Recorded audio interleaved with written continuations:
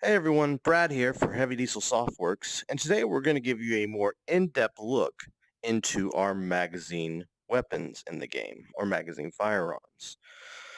First of all, there are two types of magazine firearms. There is the manual bolt action and the auto bolt action. Manual bolt actions are things like shotguns. Auto bolt actions are things like pistols. Good way to think about it is if you pull a bolt back, and it'll move itself forward. If it auto loads, stuff like that, it's a auto bolt action. If you pull back on the slide and it stays back and it's all manually done, it's a manual bolt action. Outside of those two, there's two types of auto bolt actions. There's both reciprocal and non-reciprocal bolts. Now, these mirror real life reciprocal and non-reciprocal weapons. Now, what I mean by this is this pistol, if I pull back on the slide, it pulls back the slide portion and the bolt together. That means it's reciprocal. But also, when I fire, the whole bolt and slide mechanism move together, which is technically the definition for a reciprocal gun. Guns that are reciprocal in the real world are most pistols, AK-47s, SCAR, and weapons like that. Now, non-reciprocal weapons have a slide and a bolt that will move together if the bolt isn't locked back. But if I dump a clip on the last shot, the bolt will lock back. But you'll see that when I pull the slide, it doesn't affect the bolt. In non-reciprocal weapons, the bolt does all the moving while you're firing, and the actual slide portion does not move at all. Examples of this type of weapon in the real world are your common AR-15 and other weapons of that type. The cool thing about non-reciprocal bolts in the real world is while you're firing, if you had your hand right here, this charging handle isn't going to keep smacking your hand. In fact, it's not going to move at all while you fire. Only the bolt is going to move.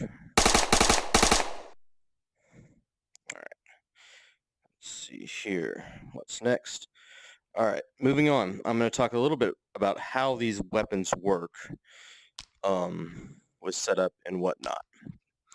All right, so this system, the magazine firearm, magazine weapon system, has been the biggest.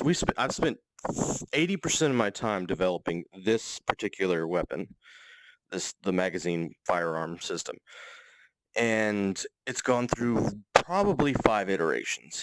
And in its final iteration, I think I've finally gotten it where it is both simple to make a gun like this that works like this, or like these right here. Oops.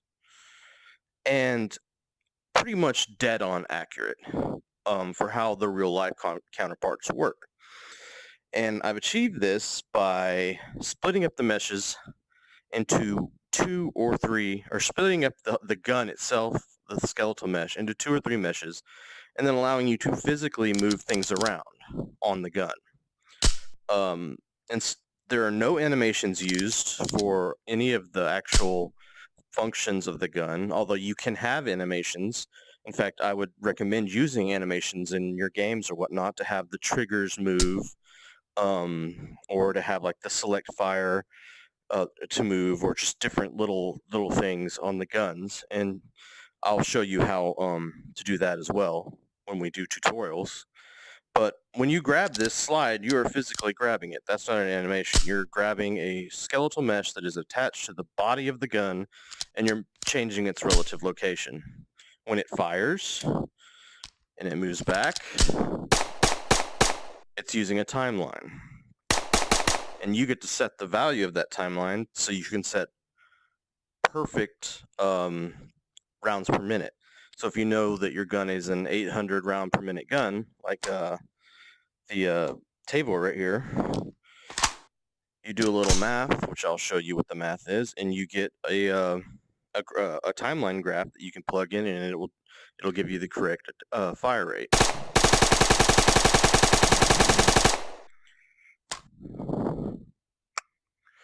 Now, to set these guns up, if you have a non-reciprocating gun in your modeling engine, you need to have a body, you need to have a slide mesh, and you need to have a bolt mesh as 3 different meshes, and they all need to have at least 1 bone.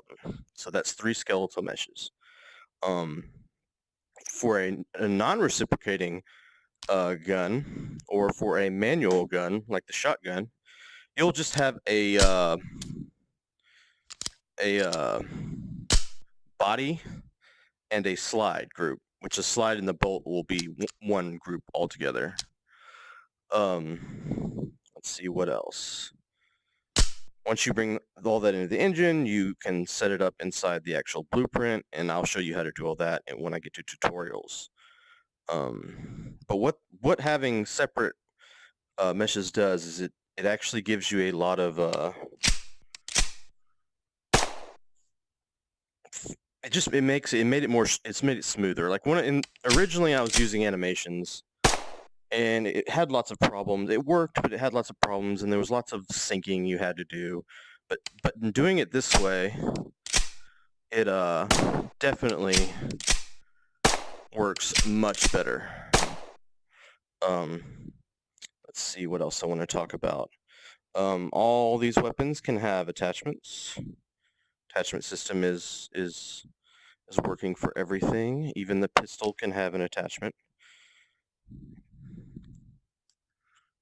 Little flashlight there. Your actual bolt manipulation is accurate. So if I have a mag in, of course it's gonna let go and dump the mag. If I try and move it now, it's gonna stay locked, because when there's no bullets in a mag and your slide is back, it's gonna lock itself, and you can't do anything with your actually grabbing. If you press the charge though, it will charge forward. Now, if you pull back, it'll lock again. And that's just how guns are designed to work, like that. You can also lock the bolt back manually by pressing down on the D-pad while you've pull it all the way back, press down on the D-pad, and it'll lock the bolt back like a gun would in the real world. And down on the D-pad, it works as your bolt release and bolt lock, much like mini guns have that same setup, like the AR-15. For non-reciprocating, as I showed you earlier,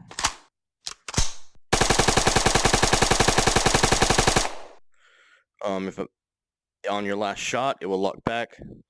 If you pull back, it won't really do anything because it's locked. And this actually won't even go forward, because on a non-reciprocating gun, this action of sending it auto forward like that is actually done by the bolt.